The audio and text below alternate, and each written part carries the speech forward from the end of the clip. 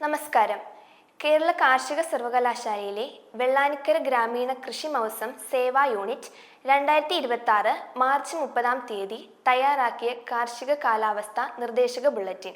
ഭാരതീയ കാലാവസ്ഥാ നിരീക്ഷണ കേന്ദ്രത്തിന്റെ മുന്നറിയിപ്പ് പ്രകാരം വിദർഭയിൽ നിന്ന് തമിഴ്നാട് വരെ, മറാത്ത്വാഡ, കർണാടക എന്നിവിടങ്ങളിലൂടെ സമുദ്രനിരപ്പിൽ നിന്ന് 0.9 കിലോമീറ്റർ ഉയരത്തിൽ ഒരു ന്യൂനമർദ്ദ പാത്തി കടന്നുപോകുന്നു.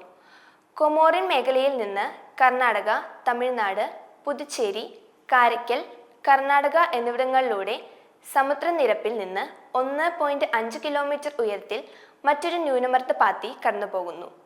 ഈ സാഹചര്യത്തിൽ ജില്ലയിൽ ഒറ്റപ്പെട്ട സ്ഥലങ്ങളിൽ നേരിയ തോതിൽ മഴയ്ക്കും ഇടിമിന്നലിനും സാധ്യത. ജില്ലയിൽ വരും ദിവസങ്ങളിൽ കൂടിയ അന്തരീക്ഷ താപനില 37 ഡിഗ്രി സെൽഷ്യസും കുറഞ്ഞ അന്തരീക്ഷ താപനില 25 ഡിഗ്രി സെൽഷ്യസുമാകാനാണ് സാധ്യത.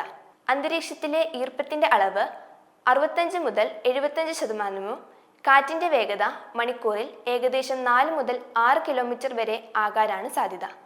പൊതുനിർദ്ദേശങ്ങൾ: വേനൽച്ചൂടിൽ നിന്നും ജനങ്ങളെയും സസ്യങ്ങളെയും പക്ഷിമൃഗാദികളെയും സംരക്ഷിക്കാനുള്ള അടിയന്തര നടപടികൾ സ്വീകരിക്കേണ്ടതാണ്. ശരീരത്തിന്റെ നിർജ്ജലീകരണം തടയാൻ ഇടയ്ക്കിടയ്ക്ക് ധാരാളം ശുദ്ധജലം കുടിക്കുക.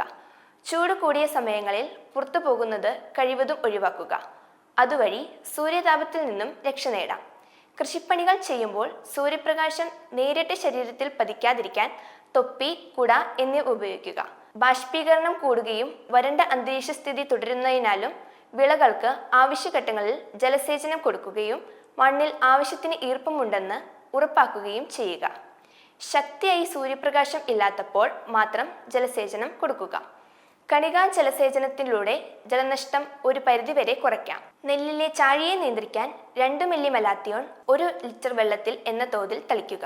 കീടനാശിനികൾ പ്രയോഗിക്കുന്നത് രാവിലെ 9 മണിക്ക് മുൻപോ വൈകിട്ട് 3 മണിക്ക് ശേഷമോ ആയിരിക്കണം. അല്ലെങ്കിൽ മരുന്ന് തളി പരാഗണത്തിനെ പ്രതികൂലമായി ബാധിക്കും. വരണ്ട അന്തരീക്ഷ സ്ഥിതി തുടരുന്നതിനാൽ തെങ്ങ്, കമുക് എന്നിവയ്ക്ക് ആവശ്യത്തിന് ജലസേചനം നൽകുക. തെങ്ങിൻ തടങ്ങളിൽ ഈർപ്പം നിലനിർത്തുന്നതിനായി പച്ചയോ ഉണങ്ങിയതോ ആയ ചകിരിയിട്ട് മൂടുന്നത് നല്ലതാണ്. തെങ്ങ്, കമുക് എന്നിവയെ ശക്തമായ ചൂടിൽ നിന്നും സംരക്ഷിക്കുന്നതിനായി കുമ്മായം തടിയുടെ താഴത്തെ ഭാഗത്ത് പൂശിക്കൊടുക്കുന്നത് നല്ലതാണ്. ചൂട് കൂടിയ അന്തരീക്ഷ സ്ഥിതി തുടരുന്ന കാരണം വാഴയിൽ മണ്ടരിയുടെ ആക്രമണം കാണാൻ സാധ്യതയുണ്ട്. ഇതിനെ പ്രതിരോധിക്കാനായി 3 ഗ്രാം വെറ്റബിൾ സൾഫർ 1 ലിറ്റർ വെള്ളത്തിൽ കലക്കി തളിക്കുക. താപനിലയിൽ ഉണ്ടാകുന്ന വർധനവ് തക്കാളിയിലെ പൂങ്കുഴിച്ചിലിന് കാരണമായേക്കാം. തക്കാളി ചെടികൾക്ക് കുറഞ്ഞ തോതിൽ തണൽ നൽകുന്നതും ആവശ്യത്തിന് ജലസേചനം നൽകുന്നതും ഉത്തമമാണ്. മൃഗസംരക്ഷണം: മൂടിക്കെട്ടിയ അന്തരീക്ഷ സ്ഥിതി ഉള്ളപ്പോൾ പശുവിനെ കുളിപ്പിക്കുകയോ തൊഴുത്തു കഴുകുകയോ ചെയ്യരുത്. ഇങ്ങനെ ചെയ്താൽ ചൂട് കൂടുതൽ അനുഭവപ്പെടും. കന്നുകാലി തൊഴുത്തിൽ ആവശ്യമെങ്കിൽ ഫാനുകളുടെ സഹായത്തോടെ വായുസഞ്ചാരം കൂട്ടുന്നതും വശങ്ങൾ തുറന്നു വയ്ക്കുന്നതും പറ്റുമെങ്കിൽ മേൽക്കൂരയുടെ ഉയരം കൂട്ടുന്നതും നല്ലതാണ്. തൊഴുത്തിലും മേച്ചിസ്ഥലങ്ങളിലും കുടിക്കാൻ ശുദ്ധജലം ലഭ്യത ഉറപ്പുവരുത്തുക. നന്ദി.